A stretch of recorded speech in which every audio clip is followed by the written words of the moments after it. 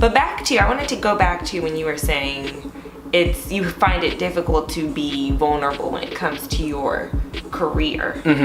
I think that's because, there's very little consequence when you're not vulnerable in relationships, or not very little consequence, but the consequences are different, and the shifts aren't potentially life-changing. Right.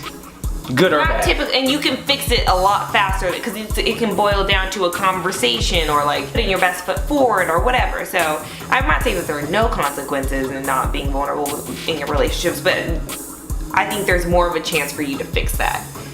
Whereas if you're a little more vulnerable in your career, you go after what you want or whatever, the consequences tend to be a little bit more permanent. But so do the rewards. So it's kind of like, but it does. For some reason, I agree with that the career aspects of things feels like a bigger gamble. Well, what it is we live in a fear-based society. Yeah. And instead of, as children, we're taught to dream big, and as soon as you become adult, it's like, quit your dreams. This is life. If you do anything wrong or you do something differently, you're gonna fail. Right. So we just operate in this sea of fear. And I am guilty of it. Joy is guilty of it. Yeah. Every one of you I've had are guilty of it. unlearned fear. For sure, we all have. Even still, I'm unlearning it, and it is taking everything. It's a full deconstruction Yeah. of the mind. Like, okay, I can manifest and accomplish all these different things. Is it going to be easy? No. Am I going to mess up and probably take a misstep? Yes. Am I going to fail more times than I succeed? Most likely. But they're the people who are successful are the ones who are willing to say, I'm going to look that fear dead in its face and say, I'm okay with what happens from this action. What I've learned is it boils down to operating with a level of consciousness, right? I think we're unconsciously being led by fear.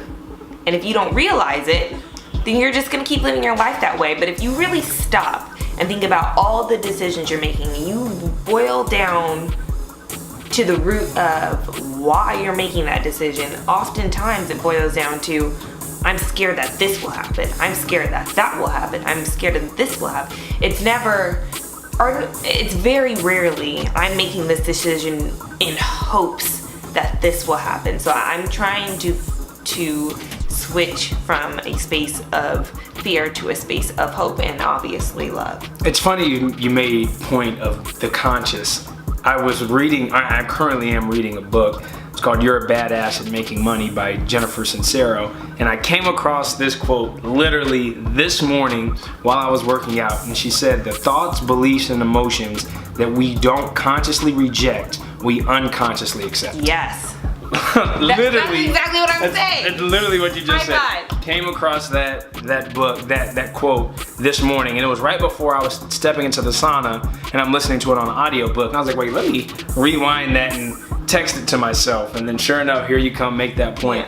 And here it is. But that's true. When I heard that, I was like, wow, this is really a big thing. And that's been my issue. I won't say my issue, but what's holding me back at some points is I am not consciously, deliberately saying, hey, I don't want to accept this. I can do this. I won't settle for this. I want to accomplish that. And once you get there, it can move, and I'm slowly getting there. I mean, I'm going to be fully transparent here. It has been a journey. Right. It is a process, and I'm not at all sitting here. Get comfortable. Yeah, I'm not. I am. I mean it. Justin will. You know. I'm not risk adverse, but I like comfortability. Right.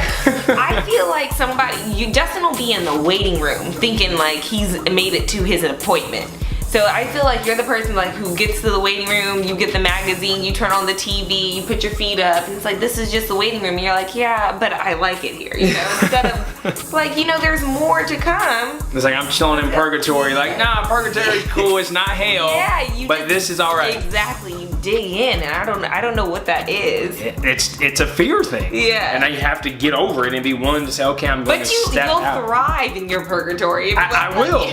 You will make the best of your purgatory. Whereas I'm like, I'm in purgatory. Get me out.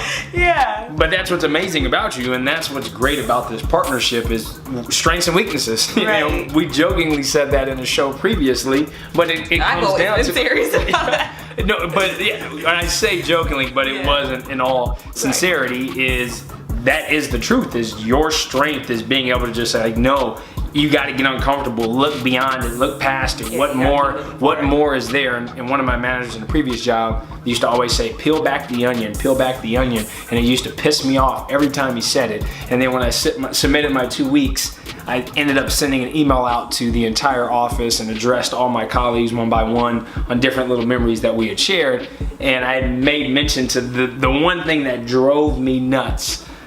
I told him, I said, now that I think about it in reflection, that peel back the onion really does accomplish a lot of things as you look and see things at face value, and you may accept it, or you're like, okay, well, I peeled it, but that's just layer 1. What does layer 2, 3, 4, 5, 6, 7 look like? And if you're willing to get to those different layers, you may experience and accomplish and see something that you could have only imagined, but now it's manifested in its reality.